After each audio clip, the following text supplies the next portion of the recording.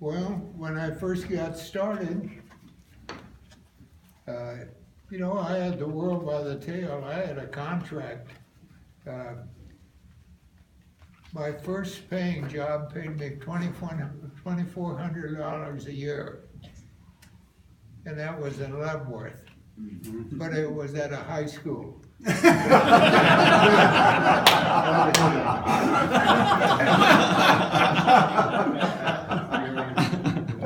Okay, and then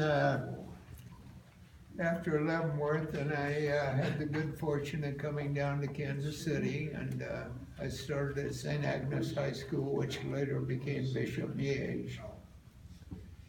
And after turning down a Yankee baseball contract after I got out of the service, because they wanted to ship me down to Class D ball in Oklahoma, which meant D, C, B, A, AA, AAA, and when I got out of the service, I was about 23 years old, which means I would have had to make AAA in one year or so.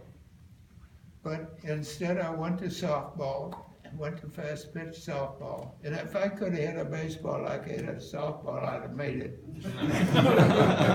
Because I played in the state championships, regional championships, and I even have something in here about going to a world tournament in fast pitch softball. So I had the good fortune of being able to participate in so many things at the top level.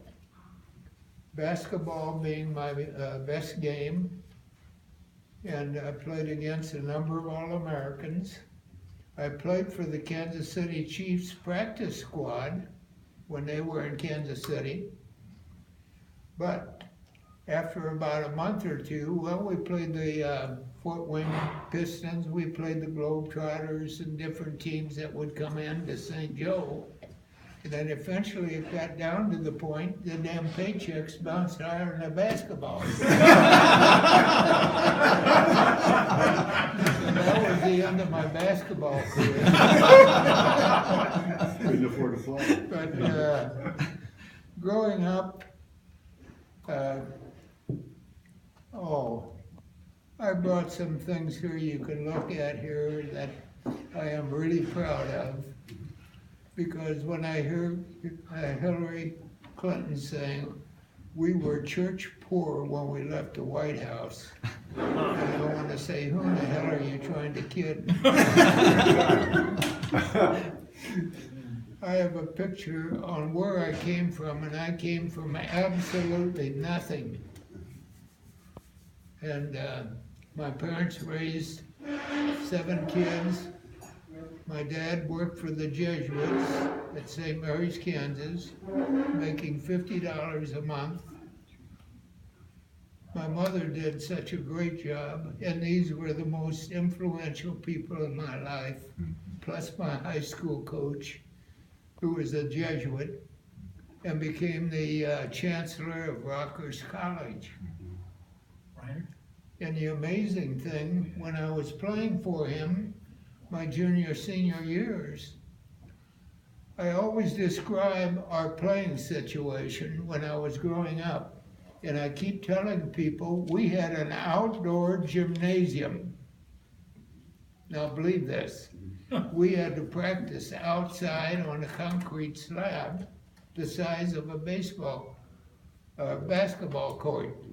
And that was our practice deal. Public school wouldn't let us use our gym except for home games. So, and Father Van Ackern came on out my junior, senior year and coached us. And we were very successful. I think one year we ended up 22-3, another my senior year, 22-4. And when he was coaching us, he taught us a couple of things. And it didn't even involve bouncing the ball. And he would always tell us, God gave us 2 ends, one to think with and one to sit with.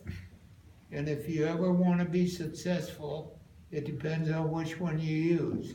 And the answer is heads you win, tails you lose. And that's one thing I always followed when I got into teaching and coaching. And as I got into teaching and getting involved in education, I came to the conclusion that as a teacher, we are in the teaching business, okay? We teach these young people, you know, for a period of 4 years. We send them out and they become good human beings and stuff like that. And that's part of our salvation as teachers. But I always remembered, heads you win, tails you lose. When I was in high school, I never played football. And we couldn't play football because the school, I have a picture of my grade school and high school in here, if any of you people want to look at it. But there was something else.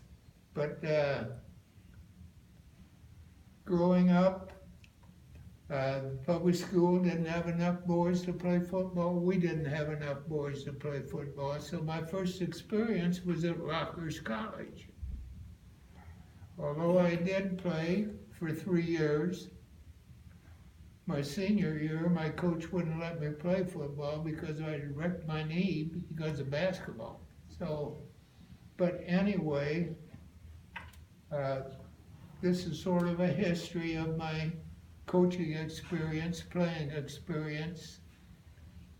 And in order to go ahead and try to accomplish so many things, I bet I went to 200 football clinics.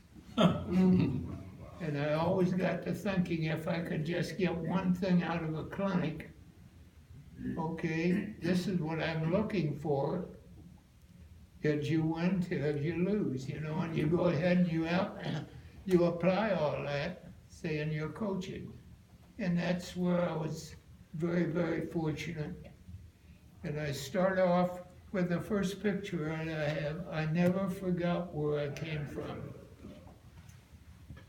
Yeah, I never forgot who got me there. That was guys like you. This is a picture Coach said, never forgot where I came from, never forgot who got me to where I am. That's his house up in Kansas. That was the home I was brought up in. And in the long run, I think I'm the most successful guy on 2 wheels.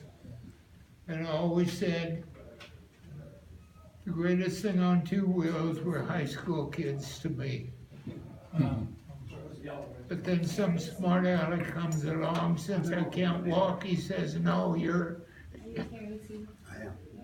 the best thing on 4 wheels. That's what I maneuver around on, that's my driver's license. Okay, we're gonna take a pause.